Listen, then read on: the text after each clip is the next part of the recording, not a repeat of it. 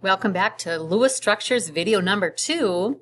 This is right where I left off at the end of the last video, and I got a little crunched on time, so hopefully you got to see the end of it. But we had that oxygen molecule with 1, 2, 3, 4, 5, 6 valence electrons.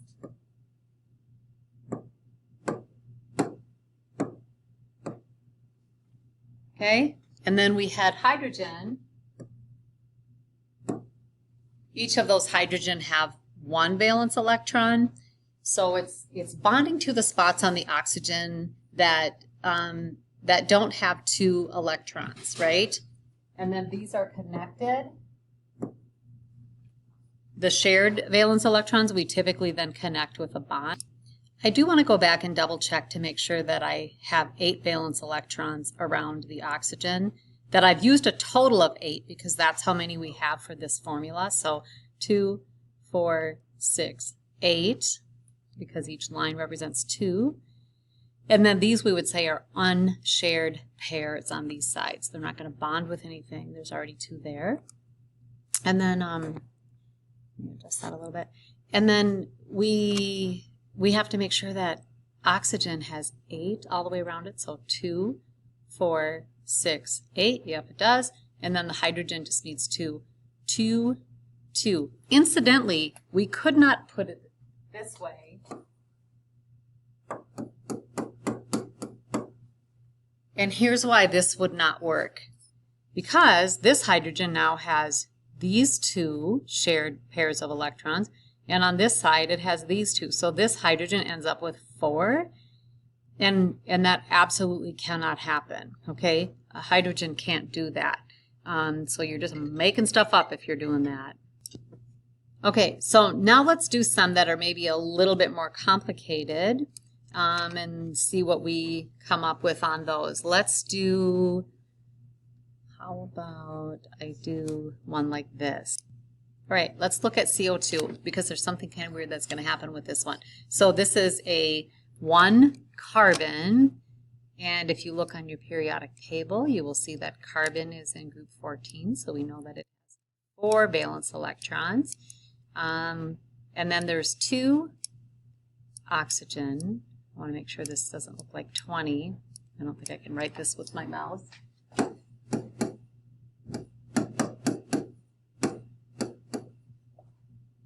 All right, oxygen has 6 valence electrons, but we have 2 of them, so that's 12, and then the 4, 12, 13, 14, 15, 16, there we go. If I look, so carbon has 6 valence electrons, which leaves 2 bonding sites on oxygen. I hope I said oxygen. So whenever you have carbon, carbon's always going to be that center. So I'm going to kind of set this up.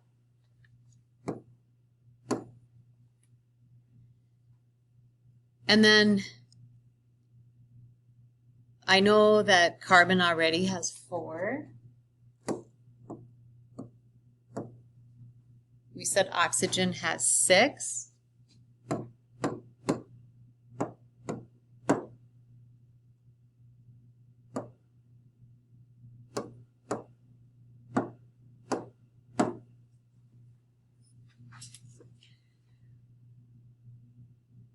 Any of these that are next to each other are going to form a bond. I probably want to get this one out of here and push it up here.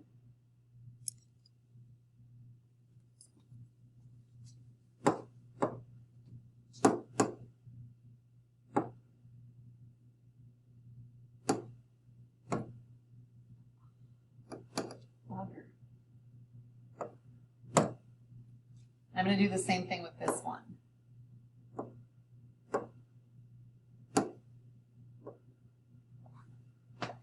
See, wrong one, just kidding. So then this works really nicely. So this one here is going to bond with this one. These 2 are going to bond together. And then I just have to, I can kind of push things around and make sure everything has 8. So carbon needs 8. Right now it has 2, 3, 4, 5, 6. So obviously it's not satisfied. what is oxygen? 2, 4, 6, 7. And this oxygen is 2, 4, 6, 7. So here's what I noticed right away. Electrons like to exist in pairs. I'm going to push these off of here and put them on the oxygen. I kind of can do that just to... So at least at this point, I have 2, 4, 6, 8 around the oxygen, 2, 4, 6, 8, because remember this is 2, around this oxygen, but then the carbon only has 2, 4, and that is not enough.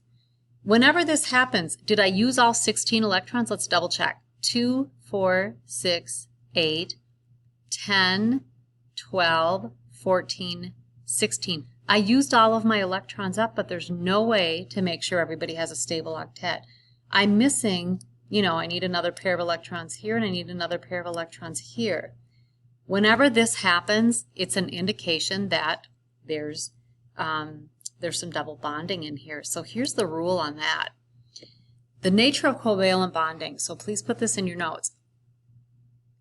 Most atoms cannot have what's referred to as double bonds, but there's a few elements that can, and they can even have triple bonds. So carbon, nitrogen, oxygen, and silicon are the big ones that they can have some double bonding in here.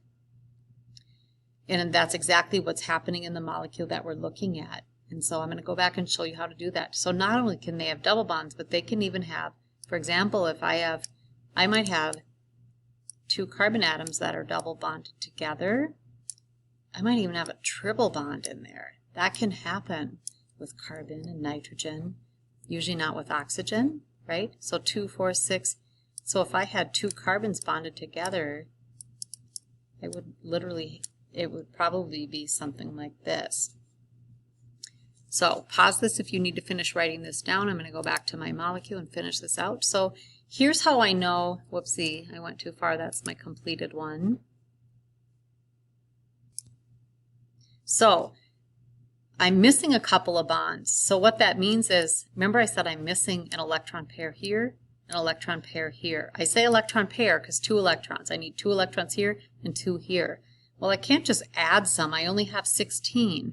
So what must happen is these are shared.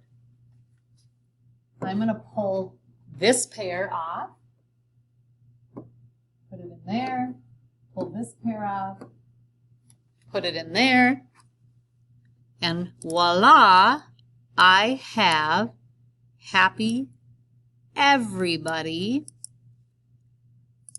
in my molecule.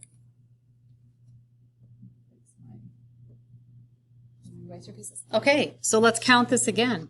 I have 2, 4, 6, 8, 10, 12, 14, 16, and I have 2, 4, 6, 8 around the oxygen, 2, 4, 6, 8 around the carbon, and 2, 4, 6, 8 around this oxygen.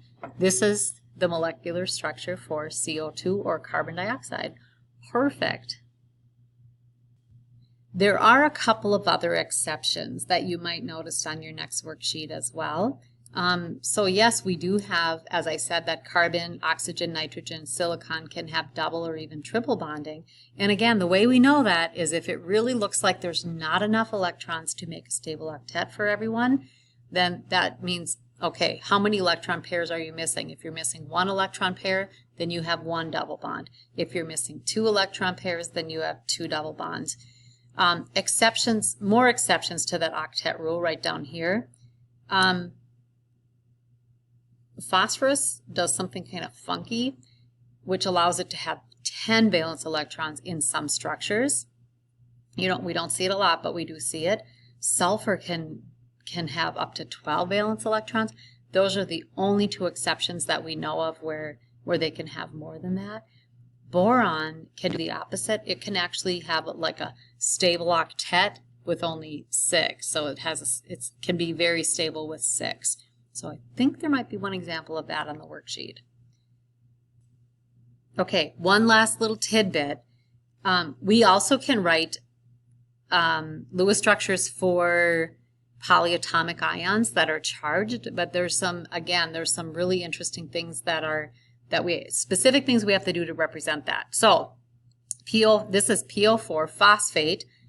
Phosphate is PO4 with a -3 charge. This is right from your purple ion sheet. So if I look up, so this formula is phosphorus, P, and for oxygen, phosphorus is in group 15, so it has 5 valence electrons. Oxygen, group 16, we know has 6, but I have 4 of them, so 4.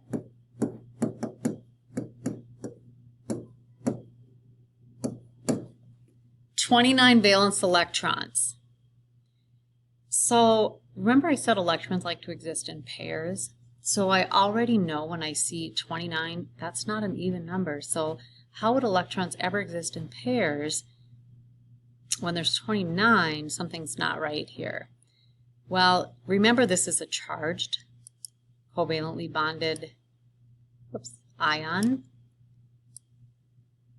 I have to take these 3 extra electrons from there. I actually have to add them in and total that up. 32 valence electrons.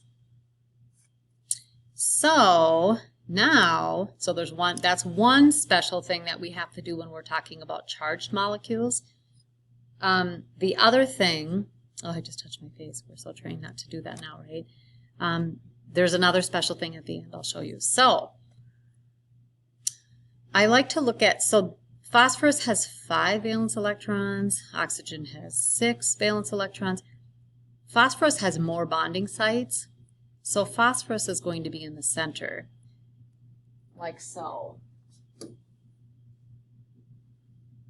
And molecules like to be symmetrical, if that works.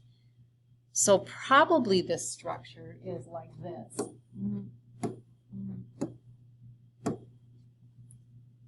Okay? And then I have 32 electrons. That is a lot. Let's put those around here. Let's see.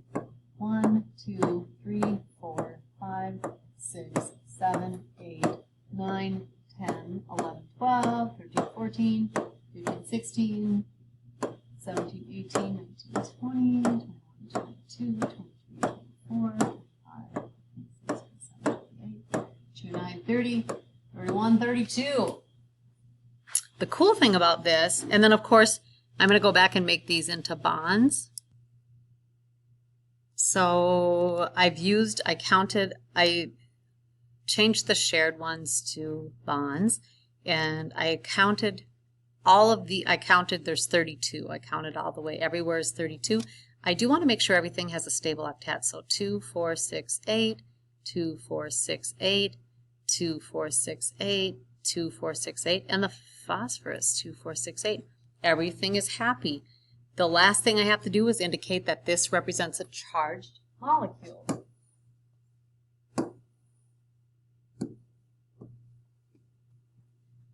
-3 charge, and that is it. That's how we represent those polyatomic ions. If this was a positive, like in the case of let me write this, N, H, that's an N. Whoopsie, we don't write the 1 though. Remember ammonium is a +1 charge. We would have to subtract 1 electron from here.